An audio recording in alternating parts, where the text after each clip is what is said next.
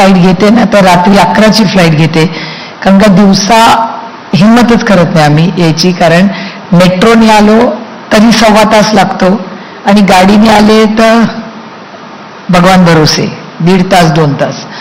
आणि तो आम्ही खूप वेगाने नरिमन पॉईंटवरनं निघतो आणि एकदा या टोलला आला की तिकडून 1 तास 1.5 तास देव जाणे किती वेळ लागेल. त्यामुळे आता मागच्याच आठवड्यातलं उदाहरण देते. माझ्या लेकीचं लग्न आहे म्हणून मी सुशील कुमार शिंदे साहेबांना आमंत्रण द्यायला गेले होते. पाली हिल मधला एक गल्ली नाही जी खोदलेली नाहीये, एक. म्हणजे जो मला एखादी पाली हिल मधली लेन दाखवेल जी खोदलेली नाहीये ना, त्याला मी बक्षीस द्यायला तयार आहे. आणि पावसाळ्याच्या आधी त्यातलं कुठलंही काम पुरं होणार नाही हे मी तुम्हाला गॅरंटीने सांगते, ज्या पद्धतीने ते खोदलंय. ते बेसिक इन्फ्रास्ट्रक्चर.